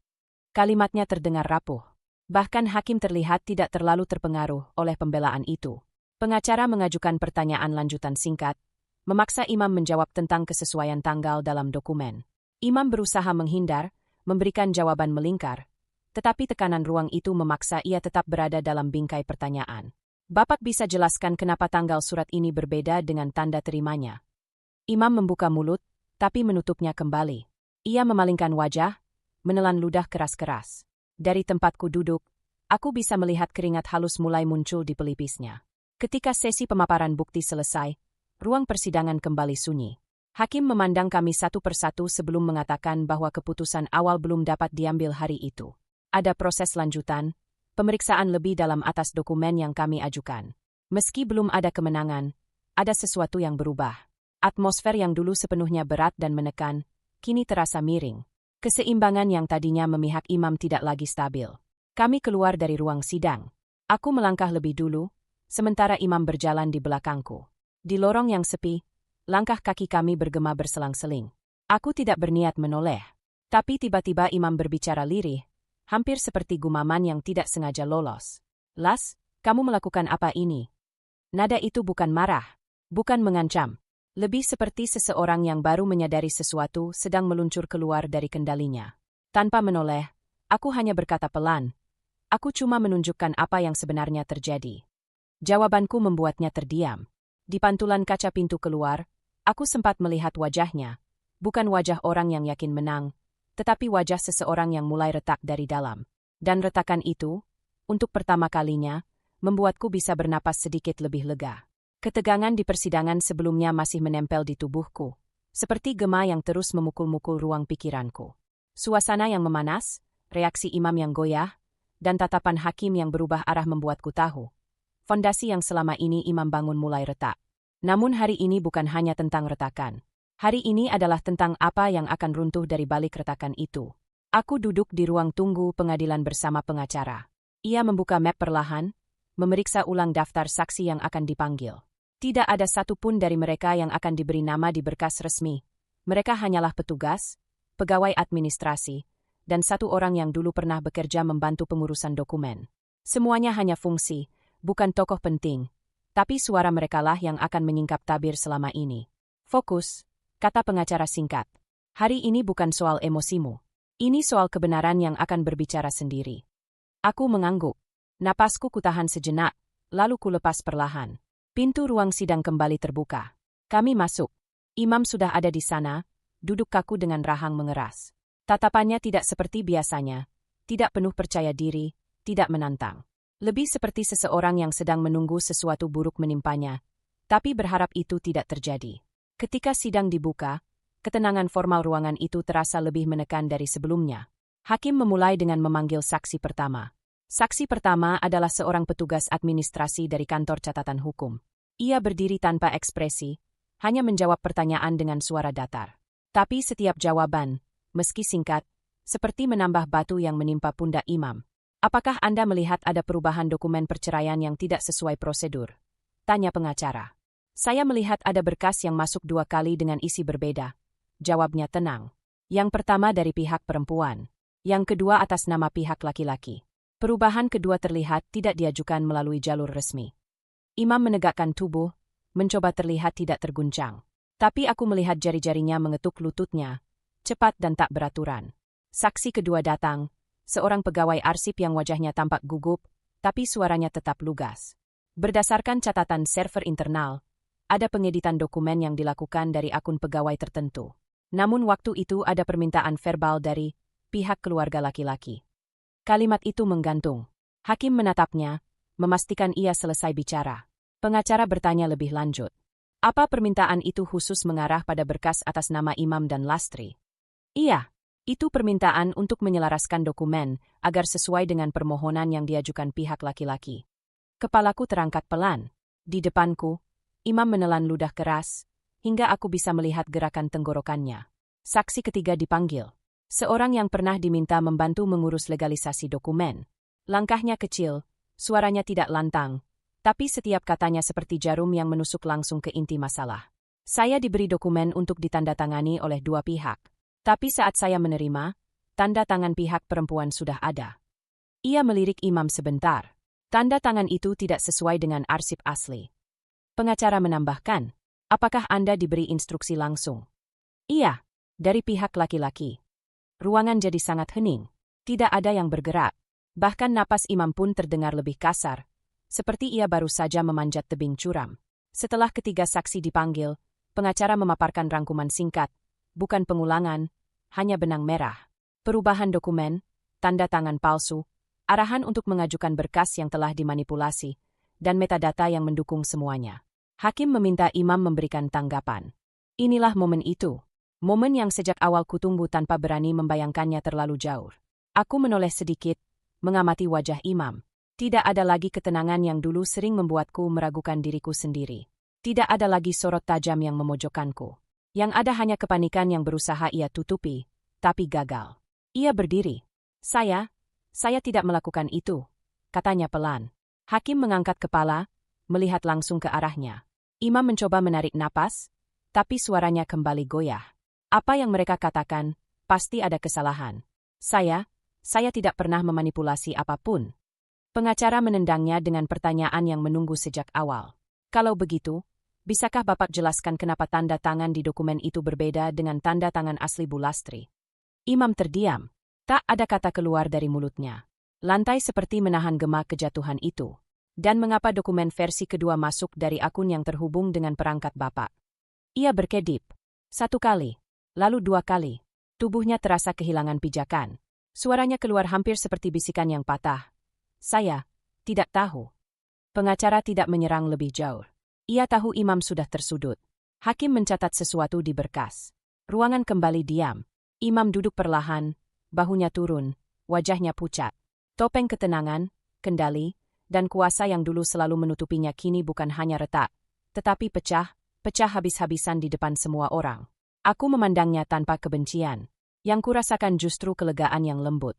Bukan karena ia tersudut, bukan karena ia kalah, tetapi karena akhirnya kebenaran menemukan ruangnya. Imam menatap meja, bibirnya bergetar tipis. Untuk pertama kalinya sejak semua ini dimulai, ia tidak lagi bisa menyangkal apa yang telah ia lakukan. Dan itu adalah runtuhnya topeng terakhir yang selama ini menutupi siapa Imam sebenarnya. Keruntuhan argumen Imam di persidangan terakhir masih jelas terbayang. Ekspresinya yang goyah, jawaban yang patah-patah, dan diam panjang ketika bukti-bukti dipaparkan tanpa celah. Semua itu kini menjadi latar ketika aku kembali memasuki ruang pengadilan hari ini. Hawa pagi terasa lebih dingin, tapi di dadaku ada sesuatu yang hangat, sesuatu yang belum berani kusebut sebagai harapan, namun tak lagi semuram sebelumnya. Aku duduk di kursi yang sama seperti hari-hari sebelumnya. Pengacara di sampingku tenang, memeriksa ulang berkas walau sebenarnya semua sudah lengkap. Ia hanya memastikan bahwa tidak ada satupun celah yang bisa dimanfaatkan Imam untuk bangkit dari runtuhnya argumennya minggu lalu. Pintu ruang sidang dibuka. Imam masuk. Ia berjalan pelan, berbeda dari caranya berjalan dulu, yang penuh kepercayaan diri, penuh kontrol. Bahunya tidak lagi terangkat, dan wajahnya tampak lebih pucat. Ketika ia duduk, aku sempat melihat matanya menghindari tatapanku. Mungkin malu, mungkin takut, mungkin masih mencoba menyangkal di dalam benaknya sendiri. Tapi aku tidak lagi terpengaruh. Tidak lagi. Hari ini adalah hari keputusan. Hakim memasuki ruangan. Semua berdiri. Setelah prosedur formal dilewati, hakim membuka berkas keputusan itu. Berkas yang menentukan arah hidupku dan hidup Lili. Aku menahan napas, tanganku menyatu erat di pangkuan. Suara hakim terdengar stabil, tapi tidak dingin. Tidak juga berat, hanya jelas. Setelah melalui pemeriksaan bukti tambahan dan keterangan saksi, pengadilan menilai bahwa terdapat ketidaksesuaian yang signifikan dalam dokumen yang digunakan dalam proses sebelumnya. Kata-kata itu menghantam dengan lembut, tapi kuat. Aku menunduk sedikit, bukan karena takut, tetapi untuk menahan gemetar. Bukti menunjukkan adanya rekayasa pada dokumen yang mengakibatkan putusan terdahulu tidak mencerminkan kondisi sebenarnya. Imam menegakkan tubuh, tapi hanya sebentar. Setelah itu ia menunduk, kedua tangannya saling bertaut di atas meja, bergetar ringan. Hakim melanjutkan. Dengan mempertimbangkan bukti baru dan kondisi yang ada, pengadilan memutuskan untuk membatalkan putusan sebelumnya. Aku mengembuskan napas lirih, napas yang sudah kutahan bertahun-tahun rasanya. Pengacara menoleh sedikit ke arahku tanpa berkata apapun. Itu adalah isyarat bahwa semuanya berjalan sesuai yang harusnya. Hakim membuka lembar berikutnya. Untuk hak asuh anak atas nama Lily, pengadilan menetapkan bahwa hak asuh penuh dikembalikan kepada ibunya, Lastri. Seketika dunia seperti berhenti di satu titik. Semua suara meredam kecuali suara di dalam dadaku sendiri. Aku menggenggam tepi kursi. Sakit, tetapi aku tidak melepas. Aku butuh sesuatu untuk menahan tubuhku agar tidak roboh oleh perasaan yang menyerbu sekaligus. Hakim masih melanjutkan pembacaan putusan, tapi kalimat berikut inilah yang membuat mataku mulai berkaca-kaca. Pengadilan juga memutuskan bahwa rumah yang sebelumnya menjadi objek sengketa dikembalikan kepada Lastri sebagai pemilik sah. Rumah, tempat di mana aku membesarkan Lily. Tempat di mana semuanya dimulai dan juga berakhir begitu tiba-tiba. Kini, tempat itu kembali. Bukan sebagai milik, tapi sebagai bagian dari hidupku yang pulih sedikit demi sedikit. Aku tidak menangis. Belum. Tidak di ruangan ini. Ketika hakim mengetuk palu sebagai penanda putusan, suara itu bergema seperti retakan terakhir dari dinding yang selama ini menahanku untuk melihat terang. Sidang ditutup. Pengacara mengemasi berkas dengan tenang, tapi aku tahu ia memperhatikan caraku bernapas yang belum stabil. Imam tetap duduk. Ia tidak berdiri, tidak mencoba mendekat, tidak mengatakan apapun. Hanya menatap meja kosong di depannya dengan wajah kosong, seolah baru menyadari bahwa sesuatu yang ia anggap miliknya telah pergi untuk selamanya. Bukan hanya rumah, bukan hanya hak asuh, tapi juga kendali. Kekuasaannya atas hidupku runtuh, dan runtuhnya itu bukan karena aku membalas, tetapi karena kebenaran akhirnya ditemukan. Aku bangkit. Langkahku mantap. Untuk pertama kalinya dalam waktu lama, punggungku tegak tanpa merasa sedang memaksakan diri. Di luar ruang sidang, Lily sudah menungguku di bawah pengawasan petugas. Rambutnya yang hitam lembut jatuh ke bahu, dan matanya membulat ketika melihatku keluar. Ia berdiri dari kursinya, ragu-ragu, seperti tidak yakin boleh berlari ke arahku. Aku membuka tangan. Cukup itu saja. Lily langsung berlari. Tubuh kecilnya menghantam dadaku dengan kekuatan yang hanya dimiliki anak yang terlalu lama menahan rindu. Aku memeluknya erat, erat seperti seseorang yang menemukan kembali bagian tubuhnya yang hilang. Bu? Suaranya pecah kecil, tercekat di antara isakan. Aku takut ibu nggak datang lagi. Aku membenamkan wajahku di rambutnya. Aku di sini, nak. Aku selalu ada. Pelukan itu bukan hanya pelukan. Itu adalah titik balik. Itu adalah jawaban dari setiap malam gelap, setiap ketidakpastian, setiap ketidakadilan yang memaksaku bangkit. Tanganku membelai punggungnya pelan. Lily menggenggam bajuku erat seolah takut aku menghilang lagi. Aku di sini. Ulangku. Lebih pelan. Lebih dalam. Untuk pertama kalinya sejak semuanya dimulai, aku merasa lengkap. Bukan sempurna, karena hidup tidak pernah kembali tanpa bekas, tapi utuh. Dan di tengah pelukan itu, dunia yang sempat dirampas dariku perlahan kembali membentuk dirinya.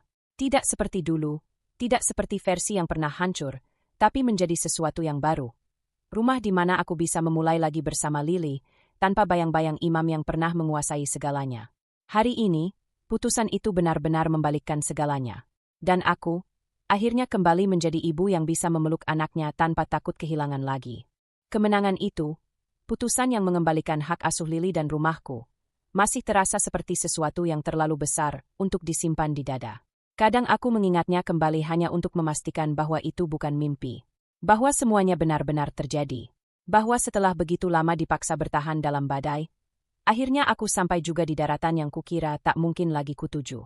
Namun kemenangan itu bukan akhir. Ia adalah pintu. Dan di balik pintu itu, aku masih harus belajar menjalani hidup yang perlahan-lahan ku kembalikan ke bentuknya. Hari pertama kembali ke rumah merupakan campuran antara rasa asing dan hangat. Rumah itu tidak berubah banyak, hanya lebih sepi, lebih dingin. Tirai yang dulu ku bebereskan tiap pagi kini kaku, dan lantai mengilap tidak lagi membawa pantulan langkah kecil Lily seperti dulu. Saat aku membuka pintu, Lily berdiri di belakangku, kedua tangannya menggenggam tali tas kecilnya. Ia menatap ruang tamu itu lama, seperti melihat kembali kenangan yang sempat ia pertanyakan apakah masih bisa ia miliki.